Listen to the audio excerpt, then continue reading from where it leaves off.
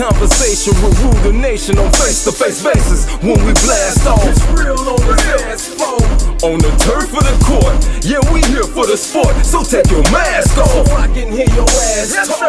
Let me hear you explain. Hold the thoughts on your brain. Is your ass smart? Spit facts and real talk. I need that shit from the street that make you think real deep and take a long walk. This podcast is hella lit with my man JD Fence and Skizzo Blizzo. What it do, family? Welcome back. Y'all see it. Mass Uncovered Podcast, man. We're back in the building.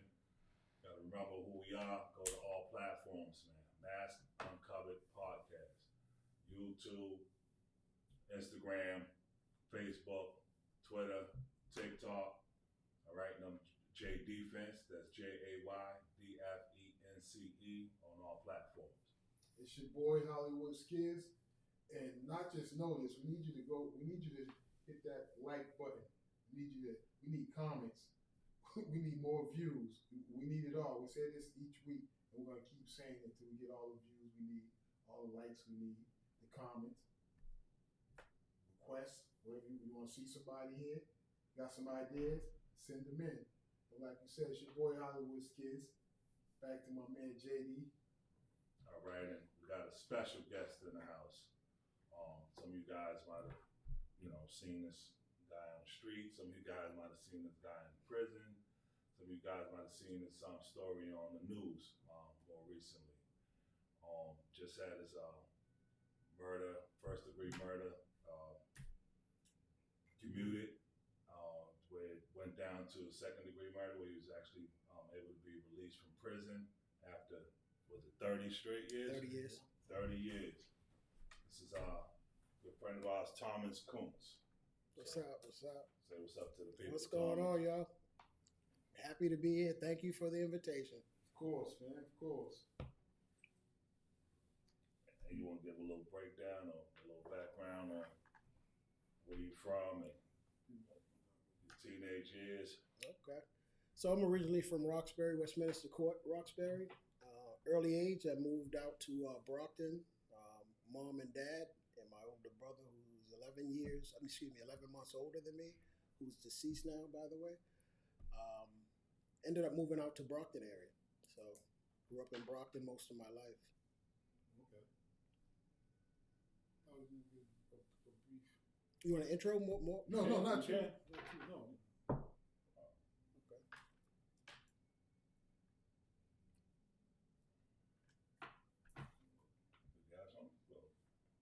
Of course. I thought it was gonna go, but yeah, briefly, extensively, not too long, but from growing up in Brockton, I'm reading that you went to the Marines for how long, and after that, what happened? Just a brief short summary of your life after maybe adult.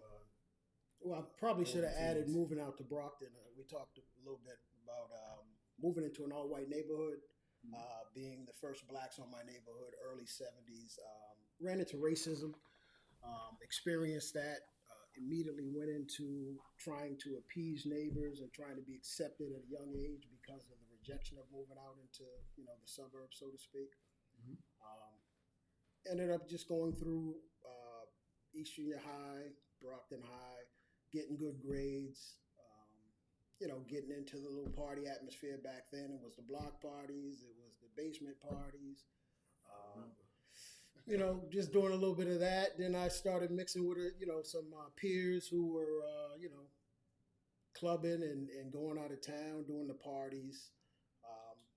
Introduced to my first gun by going through my mom's drawers. She loved it, going through my mom's drawers. She's from the South, she carried guns.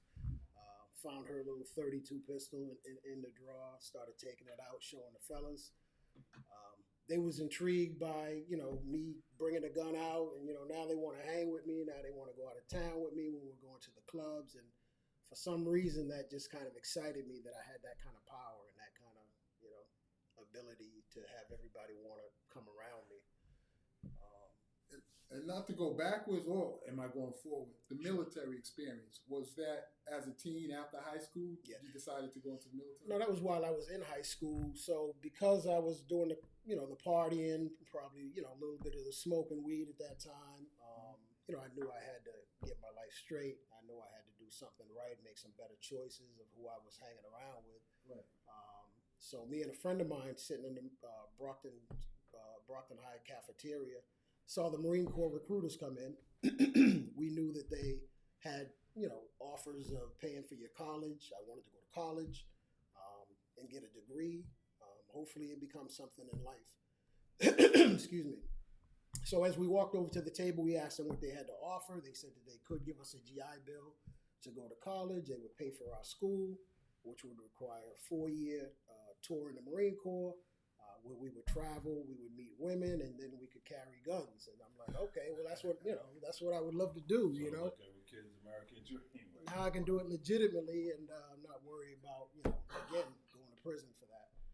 To make that decision, there must have been some structure and discipline in your life to even think about going into the service. Yeah. Like, was it a family thing? Was it someone else in your family had already experienced the military? No, I was the first in the military, but I had structure. My mom and dad, they got up and went to work every day. I watched my stepdad. He worked for GE. He went out with his little briefcase back in the day, and he was an engineer putting together airplane engines, or at least designing airplane engines. My mom worked for the Brockton Transit, the BAT bus. So they did their thing, and again, so I always had a work ethic. I've been working since I was 14 years old. I had a paper route. That was back in the day when we could do paper routes. Of course, that doesn't happen today. I'm dating myself, but so I've worked from a very young age, from 14 to 16, York Steakhouse, Sears, and so I had the structure. Yeah, So I say that. Yeah, just because it doesn't sound like regular knucklehead who got in trouble. Right. It sound like there was. But Again, you did mention some of your friends. You said you kind of wanted to escape. So what I were had some of your friends. I'm hanging around with guys that peers that were selling drugs. Obviously, again, and I come to know more after I came back from the Corps what happened. But again, they were transitioning into the wrong areas. And again, it was just one of those things where I was walking a fine line and carrying the guns and going into the parties and thinking I was that guy. License. Yeah. Well, no, before I left. Oh, before this. Yeah. Is So again, that was the fine line that I knew I had to go and do something better with my life, or I would get caught up like my cousins who were all in prison doing time. Because I used to look up to them. I used to try to be like them, and that's the problem. I didn't have my own identity. I didn't know who I was. Right. So I was trying to take on other people's identity. Right. And I would come to find that out later that was obviously I didn't know it at the time, but that was what I was doing. Okay, so you go to the military and what branch? Army? I went into the Marine Corps. To the Marine Corps. Yeah, I wanted to do the best. I saw the dress blues. I heard the few and the proud. I wanted to do, I wanted to do the elite. I wanted to challenge, etc. So it was 13 weeks versus, I think the Army at that time was like 6 weeks. Navy was like 8 weeks, but it was more challenging for me. How long were you away? So you went away. So you graduated high school? Graduated high school. Yep. So then that summer, And immediately, we graduated in June. Was it June back then? June, and went into the Marine Corps in November of '85. Okay. And you were away 1 year, 6 months, 2 years. So I would have to go to school. I went out to Camp Pendleton in California for school, which was ITS Infantry Training School, and from there I would head to my duty station in Bremerton, Washington, where I was going to be in security forces. We would guard nuclear submarine bases out there, and couldn't wait to go out there and then purchase my guns. Now I could do it legitimately, so I decided to go purchase a .22. And I purchased a .44 out there, which was the .44 was crazy. So I had to put that away. I actually got rid of the .44 because it was just too powerful. Ironically, I said, I don't want to kill nobody with this thing. Right. So I actually traded that in, not knowing a .22 can be just as deadly as a .44, right? Yeah, right. So that's the misunderstanding of that. And basically, we let the public know, our viewers know, this podcast is mainly for positive. We're trying to reach the youth. Anyone who's been through some of the experience that I guess has been through, so that's what we want to get to. But first of all, it's the painful thing of we have to go through your incident, the conviction, that fateful night, that dreadful night. That's right. Can you briefly go through that night and we can get past that and Yeah. go on to what we're really here for? Sure. So I actually, as I again was in my station in Bremerton, Washington, I decided to take a 2-week leave home of absence from the Marine Corps, which basically means you can come home, be with family. That's your time to just get back into the house and be with friends, etc. So I packed up all my clothes, I packed up everything, and I actually packed up my .22 weapon at that time. It was probably the worst mistake of my life, looking back on it. But I knew Brockton was getting bad at that time, and for some reason I thought I needed to bring that home. Got home, started checking in with, the girlfriend, seeing mom, seeing family, hanging out with some friends. One afternoon, I had about 2 or 3 days left to return back to the military.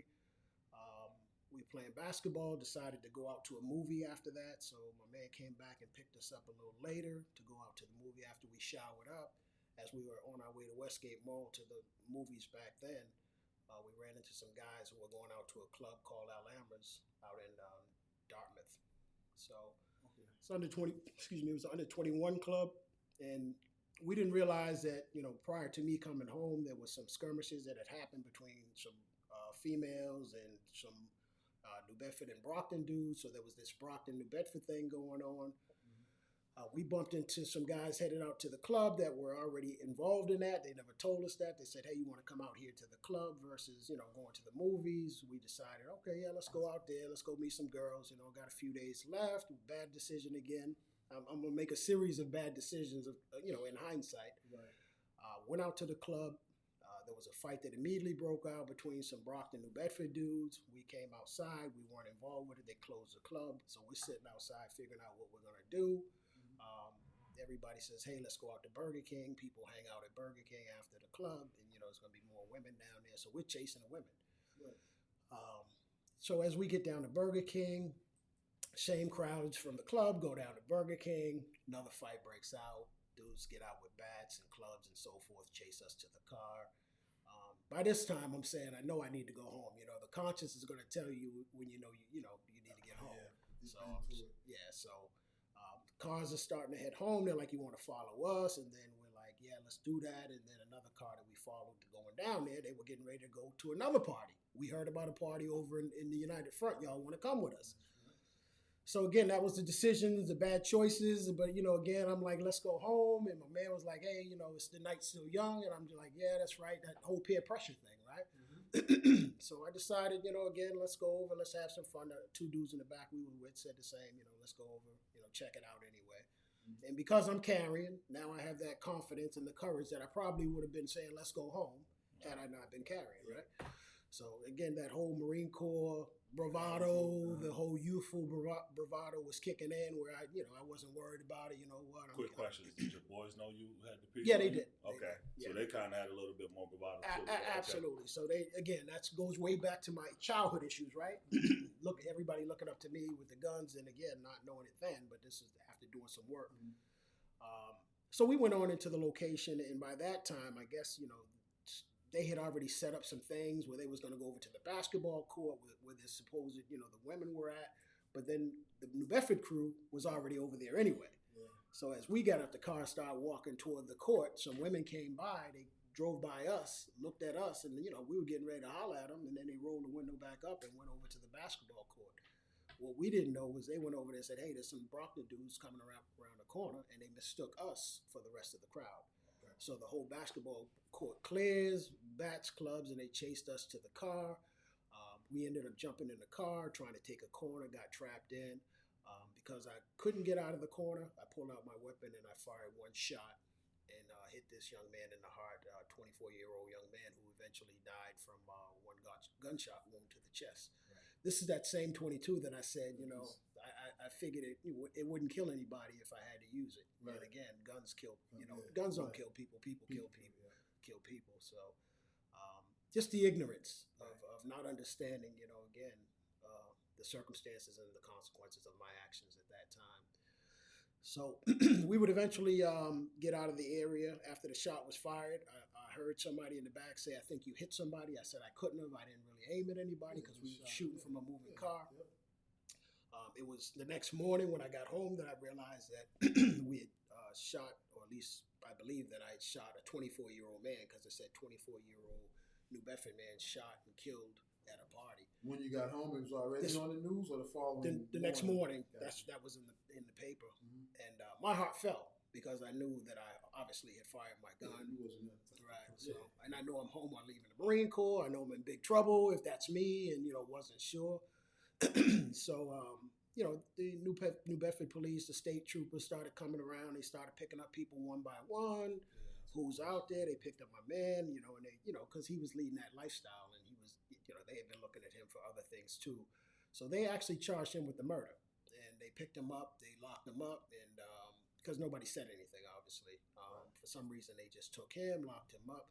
At that point, I knew I had to take some responsibility. I'm in the Corps. I know I couldn't leave back and leave my man locked up, so I turned myself in and said, listen, he wasn't the one that shot him, shot his gun. I fired my weapon out there. Didn't say I shot anybody, but I was the one that fired my weapon out there. So at that point, I was arrested as well. There goes the Marine Corps career right down the drain. There goes, again, my life flashed right in front of me that quick. So I would eventually head out to the Plymouth House of Correction at that point.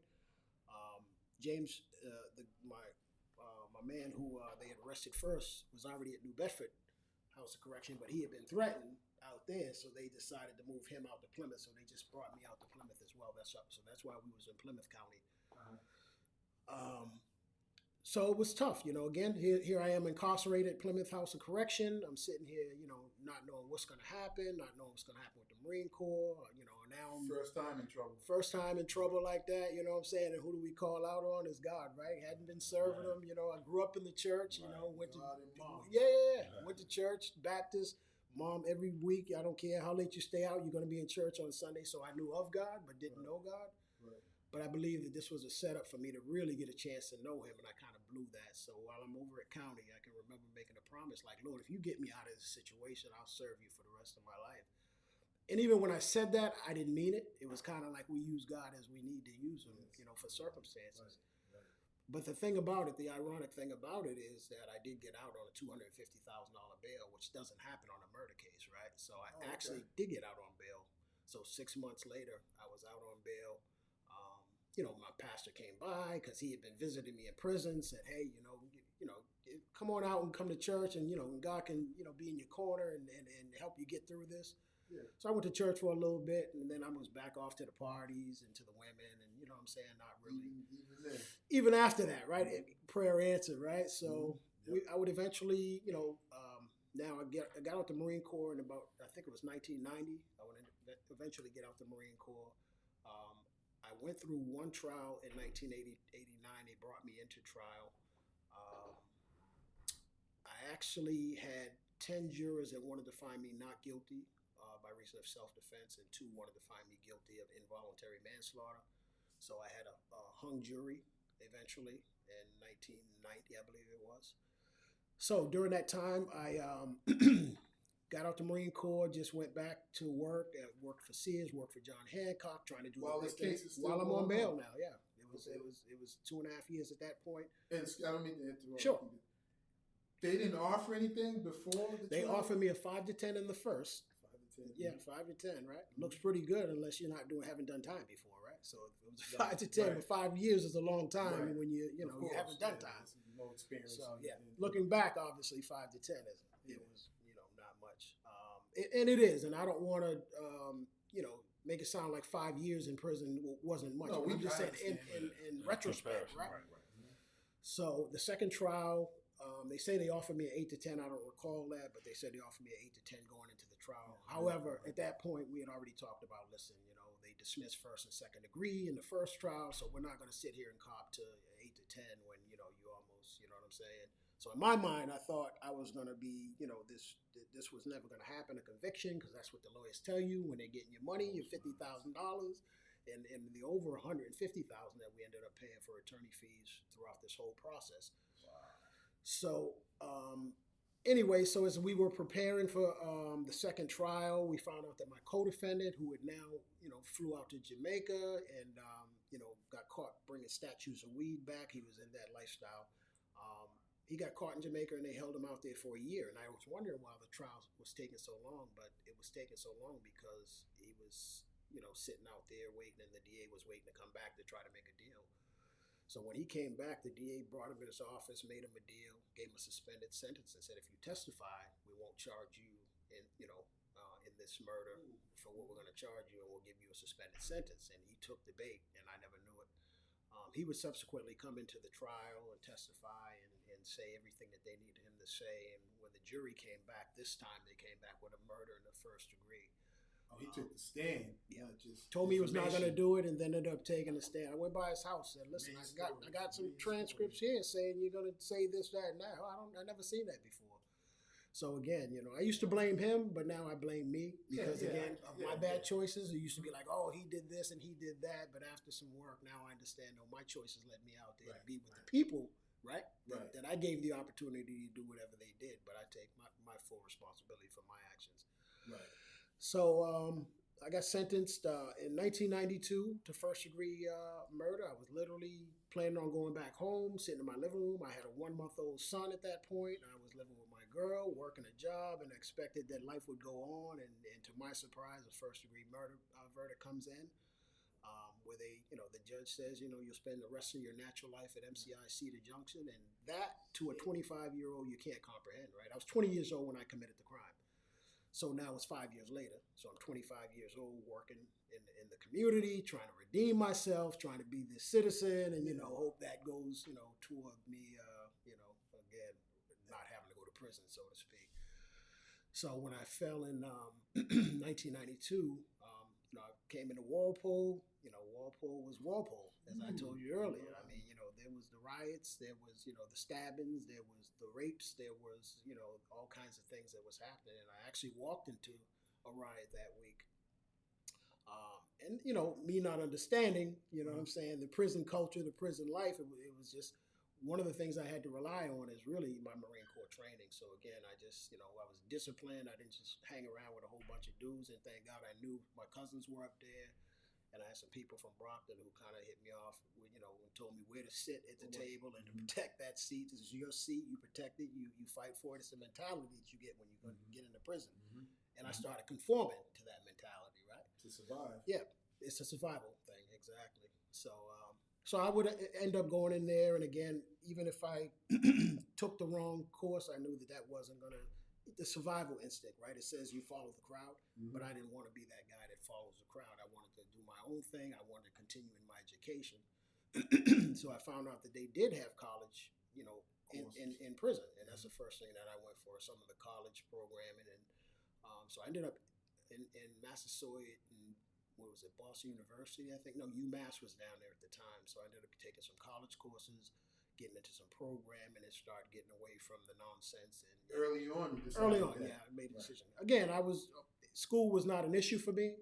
I was not, it wasn't hard for me to go to school, learn, get the education. And plus, I said, if I can get a free education, the same education I was going to the military for, I'm going to take advantage. I'm going to make them pay. If I got to be here, was my mentality, right? Right. Yeah, so that would start me off to, doing some great things. I eventually got transferred to MCI Norfolk in 1993.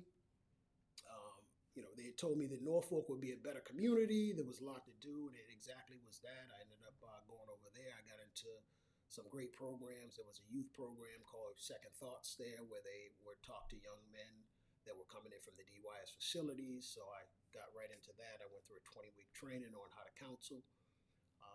Ended up, meeting some young men who had been traumatized, who had been harmed as youth. And, I had a passion for what I was doing. I loved what I was doing.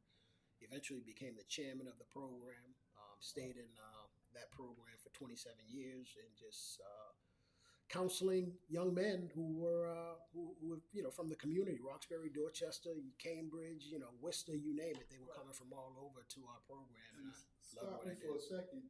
Talking to you for the last 20 minutes, I get from this, not to downplay what happened, what you did, but it's just a horrible mistake. The incident is not you. Isolated. From what I'm talking to you, just getting to know you, because I'm just meeting you. As I listen to how you get to to Walpole and how you adjust to Yeah. the programs in your mind, like this is the direction I'm going. Yeah. It sounds like you're completely different than the incident that happened. Like you're not that person, Right. but I don't want to downplay because No, someone you're right. murdered, but And again, my story is one night out with the wrong crowd and making right. some very bad decisions and bad choices cost me my life and cost my victim his life. Right. And cost a heartbreak of 2 families. So that's my story in a nutshell. Right. On another night, I might have been still in the military and went ahead with my career. Who knows, right? Mm-hmm. But again, it was that one night, and that's the message, right? One night with the wrong crowd can lead you to a life in prison. So it doesn't take you to be gangbanging. It doesn't take you to be out there drug dealing just to get behind prison walls. You can be out there just making some bad choices on one night or 2 nights and end up committing a crime or being with the wrong crowd.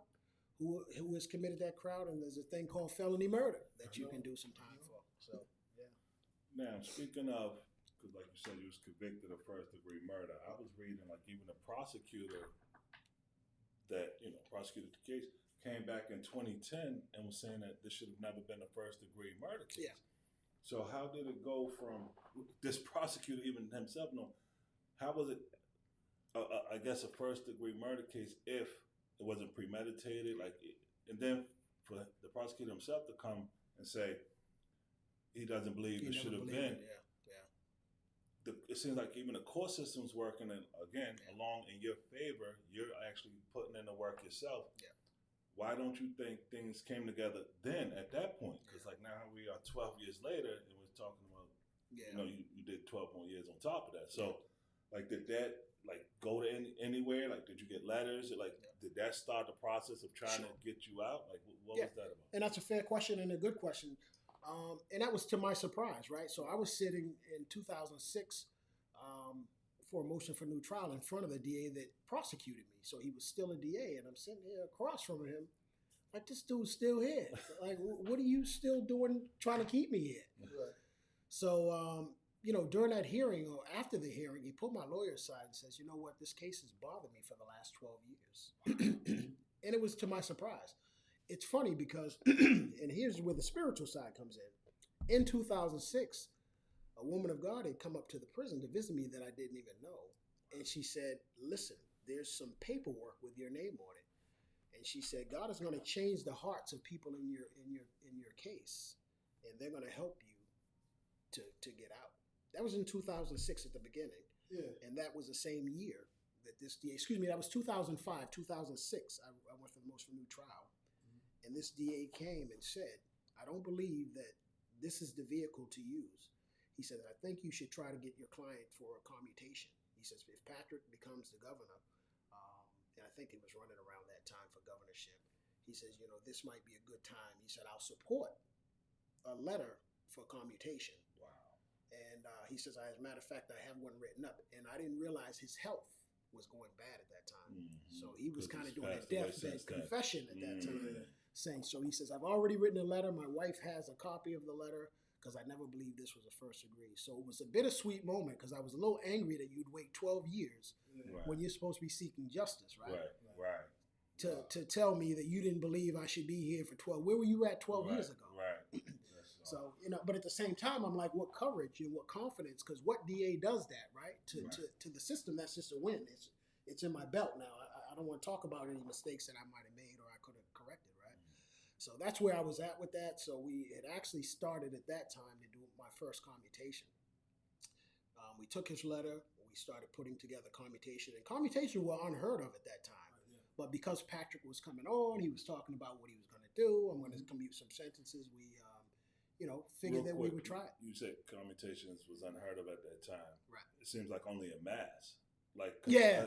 Down south, there's commutations by Republican governors, all the time, and a lot of them. So but Governor Huckabee?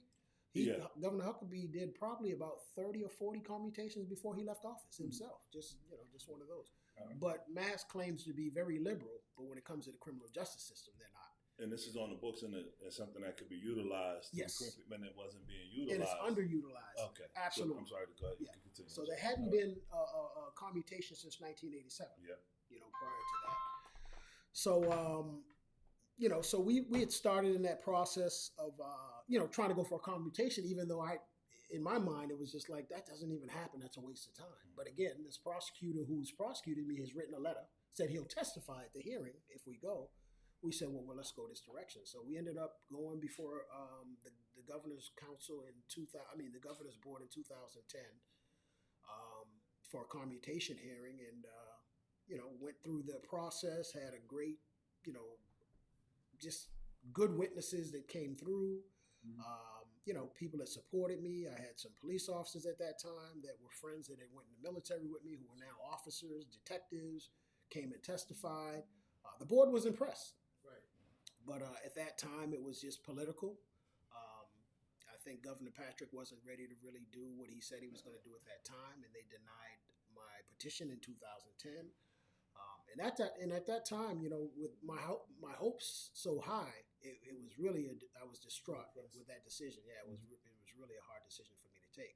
All my appeals that failed, I had went through about 3 or 4 different appeals by that time. And this is where I was looking for a little light at the end of the tunnel. My mom was already living out of state because she was sick of Massachusetts. She said, this is a racist state. I don't want to be here anymore. She was disgusted. She had put like $150,000 into attorney fees. So she had just had enough of the trials. It was an all-white jury, and she was, mad about that. She felt it was a racist jury. So what the jury of your peers? Yeah, so they say, right? I don't know which peers, but again, if they call that. At what point did you feel this was never going to happen?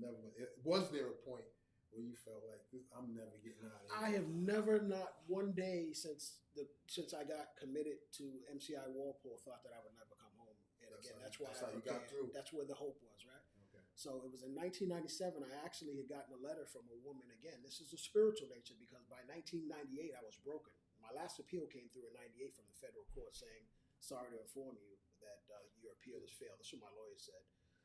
And at the federal level, that's it. So you just know that, if this doesn't go through, you're all set. So at that point, I was really looking at spending my natural life in prison. And I just like, Lord, how can you allow me to be in this situation and spend the rest of my life knowing the circumstances and knowing that I didn't mean it, to kill this guy. Right. And, it was at that time, a lot of guys were coming around saying, put your trust in God. He's got something for you. Pay attention to what he's doing with you here, and don't worry about those things, because he can do whatever he needs to do if he needs to bring you home. So again, I said, you know what, I'm going to put God to the test. So it was right after that letter, I said, Lord, if you will show up in my life and show me your God, I will serve you. And if you don't show up, I won't serve you and I won't do anything. It was at that point that I really put God to the test. And he responded, because things were starting to happen as I was praying. The more I was praying, the more little coincidences would happen. So I thought back then the doors would be opening. This DA came into my life, this woman of God. I got a letter from this woman in California that said, God gave me this word for you, that, pay attention to what he's doing with you there. He's going to work a mighty miracle on your behalf. I still have the letter to this day. Didn't know her. We were sending out flyers with my Marine Corps picture on it saying injustice. Yeah. This is what happened in the case. And this church said, we're praying for you. And then they gave the congregation my address to send it in letters to me. And this one lady said, my name is Cheryl. I'm writing to you declaring this day that God is going to set you free through a mighty miracle. Now, I thought it was going to happen back in '98, right? I didn't think it was going to take this long for the miracle. Trust me when I tell you. But so I hung, I say all that to say this. I hung on to that word. Even though I didn't know her, I just kept getting, God would just keep giving me little nuggets like that from people. The woman in 2006 that came in 2005 that gave me the same word about the letter with the DA, she said, you're going to go before a parole board and they're going to give you parole. You're going to be on parole a long time. I said, no, I don't get parole on this sentence. I don't believe what you're saying. She says, you're going to go on parole and you're going to be on parole a long time. And again, those were all those little nuggets that God was just dropping to let me know, I got you. Pay attention to what I'm doing with you here. And I was already doing what he had called me to do, was working with the youth. So I really, I loved what I was doing. I finally started finding what purpose was, right? What I was called to do. And it was to work with the youth, the young men that had been, that came from the hood, that was, carrying the guns, that was selling the drugs and just misguided because of the lack of fathers in their life. So I became that father figure behind prison walls to be able to guide them, to lead them. I mean, I was tutoring, taking them, and doing math with them, English with them, taking them up to the school. So I was just utilizing the gifts that I had, right? Because again, I still had the intelligence and, I still had the education. Plus I was in college still, continuing in my own education. So I was watching how God was bringing everything together and using me right in the middle of a mess, so Right. to speak.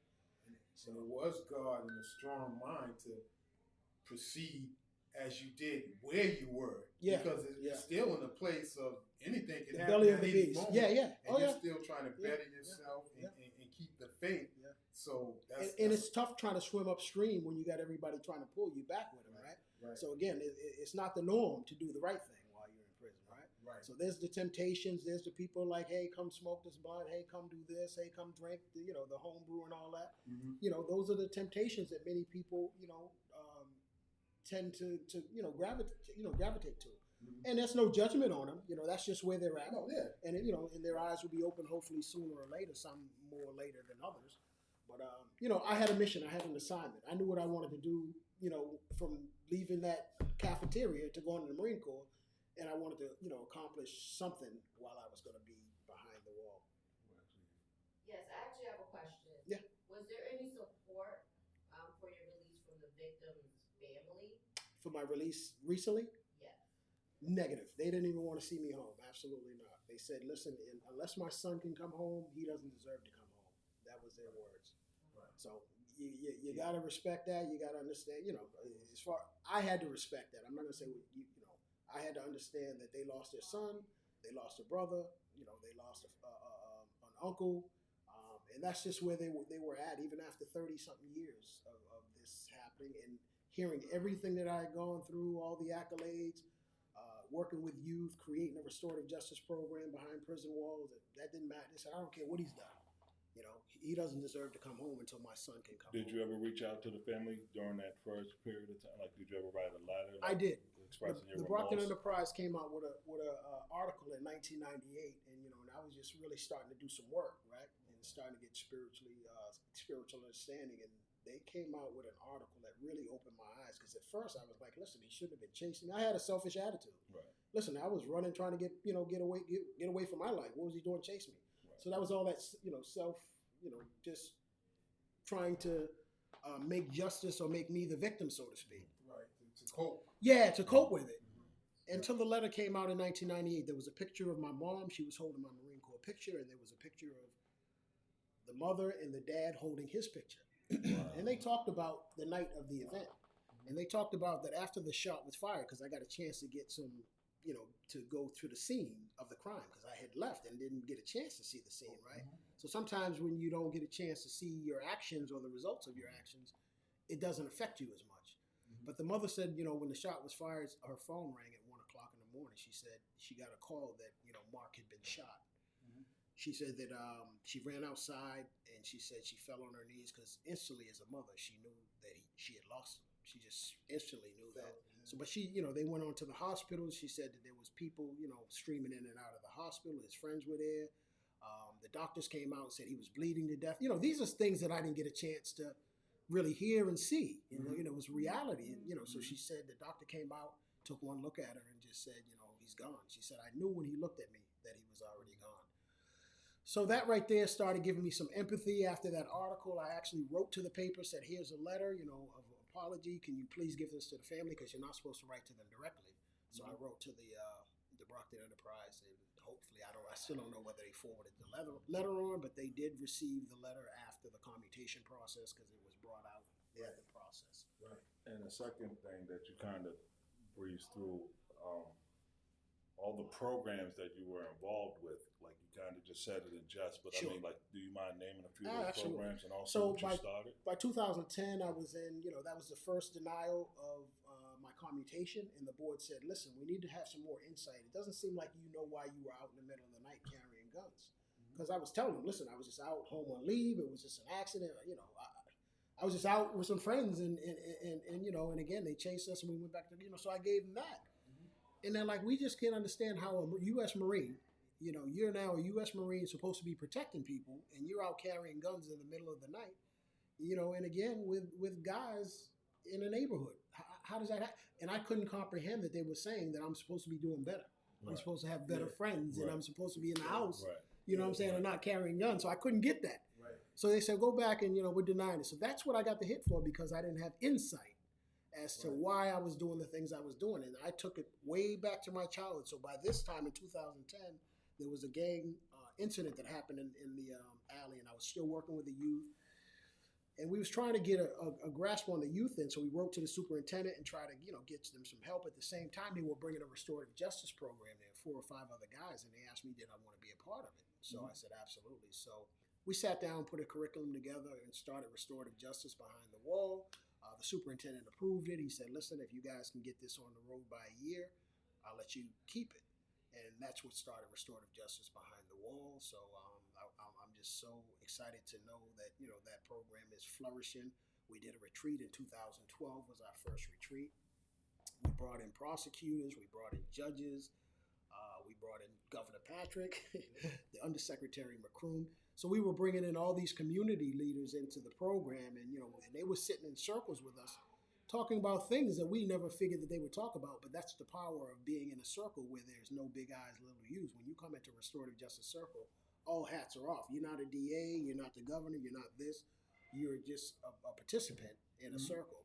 And they felt that way. And again, the power of that just grew and grew. I was also involved in emotional awareness, alternatives to violence, anger management. I have over 40 different certificates that I presented before the parole board upon leaving prison.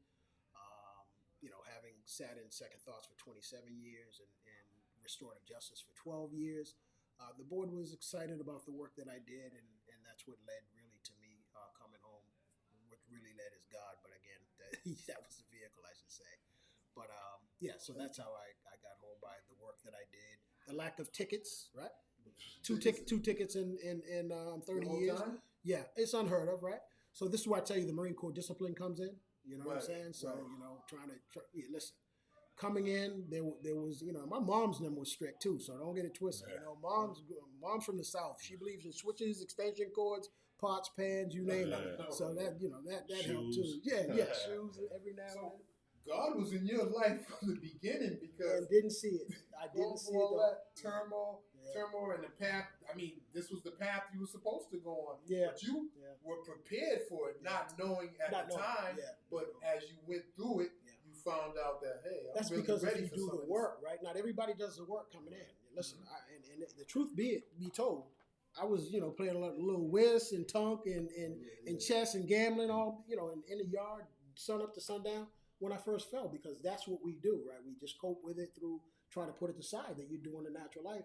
But again, I was still getting education in, but still wasting a lot of time. But the more education I got in, the more programming I got in, the more I really realized how much that was impacting because now I'm starting to change circles. I'm not hanging with the Brockton crew anymore. We're not taking flicks in the yard. Hey, let's take a picture. That's all we do. Take a picture and talk about what happened on Hill Street and everything else, right? That's what we did.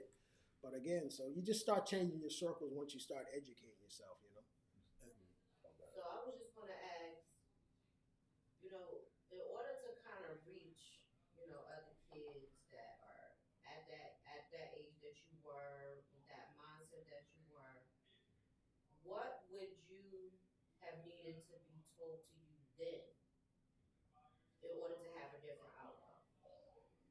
What would I have needed to be told to me then? So sort of like your older self now talking to your younger self then, that type of thing. Like so. Yeah. Oh, that's good. I would have told my younger self and the board asked me this question, and I literally broke down in front of them because they said, "What would you say to your younger self now?" That he didn't need to be accepted by his peers, right? That he was loved and he had to know his own identity. That I had to find out my own identity. All my bid, I was trying to find out who I was. And the more work that I did on myself, the more I started understanding I don't need to please the outsiders. I don't need to be this dude to carry the guns. I don't need this false bravado. I don't need to wear this mask as we all wear. Not we all, but again, a lot of young men. Covered. Yeah, right. Most, because they don't know who they are. Because who's supposed to teach you who you are? Your dad.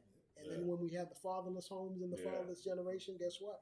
The only ones that they can learn from is now the gang, the bangers outside the house, or look to the drug dealers or whoever's on their block. So that's what I would tell them, is that you need to know who you are, because you're better than who you think you are, and you're worth more in your value, and teach what the value is at a younger age. And to piggyback off of that, I don't even think the youth today or people in these situations would get it. You have to disguise some of the things you're trying to teach these kids now, because coming direct like that, Right. you would say, Right. you have to know who you are. Yeah, they don't understand. They don't want to They hear don't. that They don't shit. comprehend So that. No. anything you're trying to teach the youth today, I think it has to be in disguise because they still want to. So I don't. I'm not doing that. It's funny how you have to come at them now in a different. Well, see, again, that's why scared straight doesn't work. You can't scare people into behaving right. Nope. So what we used to do in the program, Second Thoughts, I think I talked to Jack about it. I said, we said, we're not here to tell you what to do. Right. We're here to show you what happens when you do it. That's all we can do. Right. I can share my lifestyle and share with you. Listen, I was in your shoes. I was smoking weed just like you, drinking, clubbing, carrying guns. Look where I'm at. And I will never see the day of light. That was my story. Because, again, I was doing a first-degree natural life sentence, even though I knew in my heart that something had to give. Right. I was going to tell them, this is what the government says. I'm going to go out of here in a body bag, right? Because that's the sentence, and a lot of people do. A lot of people didn't make it. Yeah, a lot of people just didn't make it because they dropped dead of a heart attack, or they hung themselves, right? Or they just went crazy because they couldn't cope with the time, or whatever the case may be, only to find out all these juvenile sentences that people hung themselves, and there was going to be another opportunity at the end of the tunnel, but they didn't really push through. So again, it's by the grace of God that I'm here today before you. It really is. Right.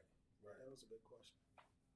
And I think now, I mean, you've only been out not a long time, but what's the future now? What's the plans now? Yeah, so as I sat at the table with restorative justice, I ended up not quitting, but stepping down from Second Thoughts in 2019 because I went on to do full-time with restorative justice. I was the chairman of restorative justice. We actually created that program inside the wall. It's now out here. So when I came home, they actually sent a team in to support me with the parole board. They said, we'll help him transition. We'll take him to go get his license. We'll take him to go get his, driver's test. Whatever he needs to do, we will support him. That's what Transformational Prison Project does. That's who I work for. So they're helping men to transition into society at the door, which it should be, right? Because that's the difference it makes. When you hit that door, you're either gonna, hang with your friends and get in the car and smoke a blunt on the way out the prison, or you're gonna come with somebody who can take you to show you how to get your Social Security card, how to get your ID. Come on over here to this, place and try to find housing, whatever the case may be. Those are the choices we face. But if we can meet these men, because what they need is mentors, right?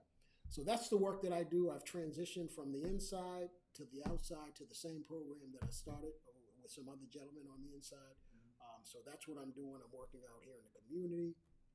I've had a chance to go before on a Zoom with 80 justices, black and brown justices, judges, to talk about the work that I do, to talk about how they can implement restorative justice in the court system. I've had a chance to mentor a young man who those same judges have given, asked me one day, they gave me a call one day after I had presented before them, said, I have a young man that's sitting in Nashua Street. Not Nashua Street, what is it, Nashua Street? What is it? South Bay, excuse me. That's the old Nashua, right? That's old school. They're sitting in South Bay. I want to release him, and the prosecutor's looking at giving him a year. If you take him and mentor him, I'm saying, I'll let him go tomorrow. I said, well, let him go tomorrow. I got that. So she actually released him into my care, and I've been, mentoring him for probably about 2 months now. And that's the work, that's the difference of now you would have locked this kid up for a year who has 2 beautiful daughters, has his, his fiance, and he's doing well out here, right? But you just have to give him that opportunity. Right. So that's the work I do, love what I do. Working in the community, we go out to interventions in Charlestown. When a shooting happened at the school, we'll go out there, hold some circles out there, restorative justice circles. So what the devil meant for harm in the beginning, God has turned for good. And as I look, it was all written. The book was written before the time I walked it out. I made some very bad choices that God turned into some good, to some good to be able to help other people. And out of that, I've counseled thousands of young men, learned some things. I've built character. I'm a different person than I was when I came in. I make better choices. As I said earlier, I'm a better dad now. I can be a better husband now. I have wisdom now. I'm a little seasoned. I'm not going to say I'm a little old. I'm a little seasoned now. Yeah. We won't mention that. So, yeah. God has been good, and that's who I give the credit to, So that's where I'm at with that. And getting out, you said you've only been out 6 2 months. months, 6 6 months. 6 months this month. What do you think of the climate of the violence that's going on now? I mean, 4 deaths in the last Yeah, few weeks. 7-year-old carrying a gun, right? Yeah. Right in school. Yeah, I mean, again, it really goes back to the household. One of the greatest things that I've learned in interviewing and walking with, again, the hundreds of thousands of young men behind the wall, is that it really is the lack of fathers in the household, the lack of mothers. You know what I'm saying? Because now even your mother's only a few years older than you nowadays. What we're looking at, right? Grandmother's 30 years old. Right. So, again, the kids are really left to fend for themselves. Social media is adding a lot to that, right? Because they think that that's their identity, through likes, and now your self-esteem, when you don't get the likes you think you deserve, your self-esteem is in the gutter. People are telling you to kill yourself. So that's why our children are in the condition they're in, right? Mm-hmm. And they think that everything on this little screen here is what the reality of life is. And it's not. So we just need more men out here that are going to step up to the plate and answer the calling to getting back to giving back to the communities in which they live in. So that if I can do that, that's my giving back. And that's what this platform is for. Yeah. We have a wide variety of entertainers. We have local rappers, politicians. Our goal to have on there, but the platform is really to help our community where we come from, because this is where we come from. So it's not just entertaining. We hope you guys get something from this. I mean, he's not just on here just to talk his life story to talk it, like just to reach somebody might be going through the same thing, similar, or not even to that point where maybe today could change your mind on making bad decisions, because as you see, it was a scenario of bad decisions that put him where he was. Not everybody has the mind and the faith that can go through 30 years and come out here and still have the same mindset to be successful and to help. And keep hope. If you don't have hope, again, you won't continue to persevere. So if I could just add anything, is it's never over until God says it's over, right? I would have thought it was over if I was listening to the government tell me that you're going to spend the rest of your natural life sentence, in prison and come out in a body bag, right? But that's not what I believed, right? So I worked toward becoming a better person, even though there was no light at the end of the tunnel. Because we can, just because prison is not a tangible condition, it really is a state of mind. So I was in prison, but I wasn't in prison. You see what I'm saying? Mm-hmm. So again, I continue to be free in the mind by doing what I needed to do to better myself. So it ain't over when they say it's over. And that's big. That's not. Don't take that light what he just said, because so many, I think, high percentage of people who go to jail think that it's over, and they just in despair when they get there, and they make it worse for themselves. Right. So if you heard what he just said, don't take that light. That means a lot. Getting through. Like you said, putting God first and having that faith, and I think you're a strong man today, and definitely still want to, our condolences still to Mark Canto's family, the victims, rest in peace. And again, thank you for sharing, Absolutely. And hopefully this someone, even if it's one person, is impacted by this and, decides to, walk the straight and narrow, or at least start to look into getting into certain programs and things like that. And it's young mentors like yourself that's, trying to make our communities better. So again, thank you for your time. Season. I like young better. You could have left the young there. I wasn't gonna say nothing. That's what's up. So again, guys, another Master Cover podcast in the rounds. But again, like you said, you're always gonna get a different mix of us. We're gonna have different people on different platforms, but this was definitely an inspirational one, and we appreciate you guys tuning in. See us next time. We'll be back on our ball. Yeah, we don't just clown out here, Some interviews is real serious, and you should take them serious, Not Hollywood skids today.